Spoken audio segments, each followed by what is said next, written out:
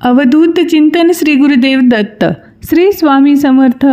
स्वामी कृपा लाईव्ह चॅनलवर तुम्हा सर्वांचं खूप खूप स्वागत.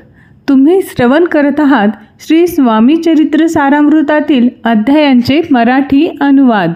श्री स्वामी समर्थ महाराज हे साक्षात प्रभू दत्तात्रेयांचे अवतार आहेत. स्वामी महाराज हे अंतर्यामी आहेत. ते भक्तांच्या तसेच सर्वांच्या मनातील गोष्टी अंतर्ज्ञानाने जाणून घेतात. याबद्दलचाच दाखला देणारा आजचा हा अध्याय आहे. अध्याय 7वा. स्वामी भक्तांनो, चला तर मग सुरुवात करूयात श्री स्वामी चरित्र सारामृतातील 7व्या अध्यायाच्या मराठी अनुवादाला. सर्वप्रथम श्री गणेशांना वंदन करूयात. श्री गणेशाय नमः. या 7व्या अध्यायामध्ये या ग्रंथाचे लेखक विष्णू बळवंत थोरात लिहितात की अक्कलकोट येथील श्री मालोजीराजे यांची श्री स्वामी समर्थ महाराज यांच्यावर विलक्षण भक्ती होती. ते फार धार्मिक प्रवृत्तीचे राजे होते. ते दररोज श्री स्वामी महाराजांची पूजा अर्चना व भक्ती नियमितपणे करीत असत. त्याचबरोबर श्री मालोजीराजे यांना वेद व श्रुती यांची पण खूप आवड होती. तसेच ते राजसभेत धार्मिक विषयांवर सुद्धा आख्याने आयोजित करीत असे. ते मुख्यतः आपल्या राजसभेत वेदांत या विषयावर चर्चा व आख्याने करण्यासाठी विद्वान पंडित लोकांना बोलावित असत.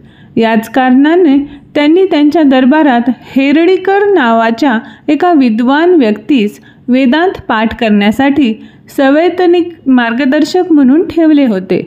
त्याच काळामध्ये वेदांत विषयावर आख्यान करण्यासाठी मुंबई येथे निवासरत श्री विष्णुबुवा ब्रह्मचारी या विद्वान पंडिताची फार प्रसिद्धी होती. त्यांचे वेदावर फार अधिपत्य होते. त्यांच्या काळात त्यांनी अनेक अहिंदू धर्मप्रचारकांना वादविवाद व चर्चासत्रात आपल्या बौद्धिक क्षमतेच्या बळावर हरवून टाकले होते.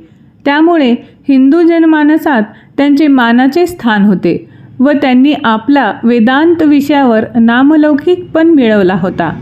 त्यामुळे त्यांची कीर्ती अक्कलकोटमधील मालोजीराजे यांच्यापर्यंत पण पोहोचलेली होती. म्हणूनच श्री मालोजीराजे यांनी त्यांना आपल्या अक्कलकोटच्या दरबारात मानाने आमंत्रित केले होते. ठरल्याप्रमाणे विष्णुबुवा ब्रह्मचारी अक्कलकोट येथे आले व त्यांनी राजवाड्यात वेदांतावर प्रवचने आणि व्याख्याने देण्यास सुरुवात केली. विष्णुबुवांची ही अभ्यासपूर्ण मार्मिक शैलीतील व्याख्याने ऐकून राजसभेतील प्रत्येक जण अगदी खुश होत व आनंदाने भारावून जात. अक्कलकोटला निवासरत असताना श्री विष्णुबुवा ब्रह्मचारी यांनी श्री स्वामी समर्थ महाराजांविषयी खूप काही ऐकले होते. त्यामुळे त्यांची पण अशी इच्छा झाली की आपण श्री स्वामी महाराजांची भेट घ्यावी. एक दिवस असा उजडला की श्री विष्णुबुवा महाराजांना भेटण्यासाठी चोळप्पा यांच्या घरी गेले. ते स्वामी महाराजांना भेटले, पण त्याचवेळी त्यांना असे वाटले की श्री अक्कलकोट महाराज हे एक कोणीतरी भोंदू साधूच आहे. त्यामुळे विष्णुबुवांनी ती एक मोठी गंभीर बाब मानून घेतली नाही, पण त्यांची परीक्षा पाहण्यासाठी श्री स्वामी महाराजांना काही प्रश्न विचारलेत. त्यातील एक प्रश्न असा विचारला की ब्रह्मतदाकार म्हणजे काय हो? त्यावर श्री स्वामी महाराजांनी फक्त स्मित हास्य केले, पण ते काही बोलले नाही व उत्तरही दिले नाही. त्यामुळे विष्णुबुवा श्री स्वामी महाराजांवर खूप क्रोधित झाले व तेथून ते लगेच परत निघून आले. अगदी त्याच दिवसाच्या रात्री श्री विष्णुबुवांना एक स्वप्न पडले व त्या स्वप्नात त्यांना असे दिसले की त्यांच्या अंगावर भयंकर असे असंख्य विषारी विंचू चढताना दिसले व एक मोठा विंचू आता मोठा दंश करणार असे दिसले. तेव्हा त्यांना जाग आली. हा भयंकर प्रकार पाहून त्यांनी त्या रात्री अतिशय घाबरून गेले व त्यांची बोबडीच वळली. त्यानंतर श्री विष्णुबुवांना असे वाटले की माझ्या स्वप्नात दिसलेला हा प्रकार हा स्वामी महाराजांच्या लीलेचाच प्रकार आहे. त्यामुळे ते दुसऱ्या दिवशी श्री स्वामी समर्थ महाराजांची भेट घेण्यासाठी त्यांच्याकडे गेले. तेव्हा महाराज त्यांना म्हणाले की ब्रह्मतदाकार होणे हे काही नाही सोपे बोलणे. ब्रह्मतदाकार वृत्ती प्राप्त होणे हे काय रस्त्यावर पडले आहे का? ब्रह्मपद प्राप्त होण्यासाठी जीवाची मोठी कसोटी लागते. श्री स्वामी समर्थांचे हे अंतर्ज्ञान पाहून श्री विष्णुबुवा ब्रह्मचारी महाराजांची श्री स्वामी समर्थ महाराजांवर खूप श्रद्धा जडली व ते त्यांचे असीम भक्त झाले. श्री स्वामी चरित्र सारामृत ग्रंथाचा 7वा अध्याय हा येथे संपूर्ण होत आहे.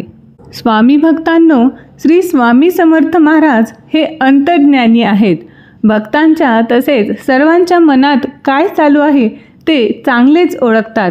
याबद्दलची ख्याती, याबद्दलची महती या 7व्या अध्यायामध्ये वर्णन केलेली आहे. म्हणूनच तर म्हणतात की देवापासून काहीही लपत नसतं.